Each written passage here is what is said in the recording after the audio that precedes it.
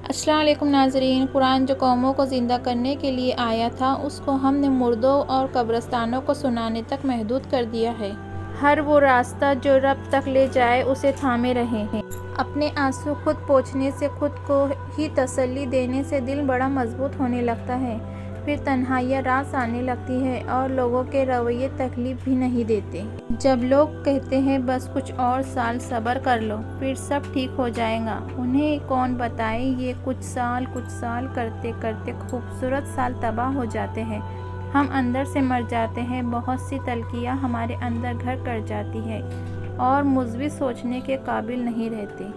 تلخ حقیقت، ہمارے معاشرے میں اولاد گھر کے کاموں، ذمہ داریوں اور فرمانبرداری کے لیے 10 سال کی عمر میں ہی اہل ہو جاتی ہے، لیکن اپنی زندگی کے اہم فیصلے کرنے کے لیے کبھی بھی اہل نہیں ہو پاتی۔ شریعت۔ ایک عرب نوجوان ایک جگہ اپنے رشتے کے لیے لڑکی پر شرعی نظر ڈالنے کے لیے گیا۔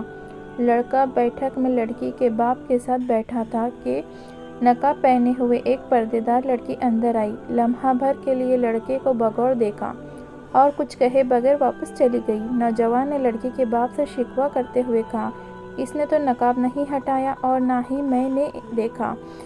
لڑکی کے باپ نے کہا، بیٹے، اس نے مجھے کہا تھا کہ اگر مجھے لڑکا پسند نہ آیا تو میں نے نقاب نہیں اتارنا۔ نوجوان سمجھتا تھا شریعت نے یہ رعایت بس اسی کے لیے رکھ چھوڑی ہے۔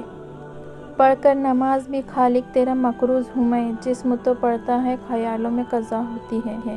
حقیقی درد وہ ہے جو دوسروں کو درد میں دیکھ کر ملے، ورنہ اپنا درد تو جانور کو بھی محسوس ہوتا ہے۔ افسوس، انسان چاند پر پہنچ گیا، سمندر کی تہہ تک پہنچ گیا، لیکن افسوس، انسان انسانیت تک نہ پہنچ سکا۔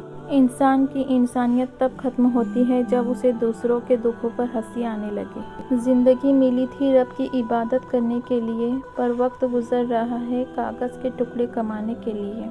یہ کفن میں جیب ہے نہ قبر میں الماری، اور کمال کی بات تو یہ ہے کہ موت کا فرشتہ رشوت بھی نہیں لیتا۔ سوچو۔ بیٹھ جاتا ہوں خاک پر اکثر، اپنی اوقات اچھی لگتی ہے۔ جب دوست ترقی کرے تو فخر سے کہو کہ وہ میرا دوست ہے، اور جب دوست مصیبت میں ہو تو فخر سے کہو میں اس کا دوست ہوں۔ حضرت علی۔ نمک کی طرح کڑوا علم دینے والا ہی سچا دوست ہوتا ہے۔ تاریخ گواہ ہے کہ آج تک نمک میں کبھی کیڑے نہیں ہو پڑے۔ لے گیا نوچ کر مجھے صاحب جس کو جتنی میری ضرورت تھی۔ لفظوں کے زخم جھیلنے کے بعد بھولنے کفن یا تو پاگل کو آتا ہے یا کامل کو۔ کائنات کی سب سے مہنگی چیز احساس ہے، جو دنیا کے ہر انسان کے پاس نہیں ہوتی۔ بے شک دوست ایک ہو مگر ایسا ہو جو الفاظ سے زیادہ خاموشی کو سمجھے۔ استاد گھنے درخت کی مانند ہوتا ہے، ایک لمبے سفر میں تھوڑی دیر کے لیے ٹھنڈی اور میٹھی چھاؤں کا ذریعہ۔ زندگی استاد سے زیادہ سخت ہوتی ہے۔ استاد سبق دے کر امتحان لیتا ہے اور زندگی امتحان لے کر سبق۔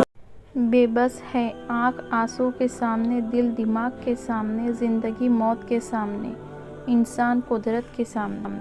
جتنا مرضی پڑھ لو، جتنا بھی رٹا لگا لو، سبق صرف وہی یاد رہتا ہے جو دنیا سکھاتی ہے۔ نصیحت وہ سچی بات ہے جسے ہم کبھی غور سے نہیں سنتے، اور غیبت وہ بدترین دھوکہ ہے جسے ہم پوری توجہ سے سنتے ہیں۔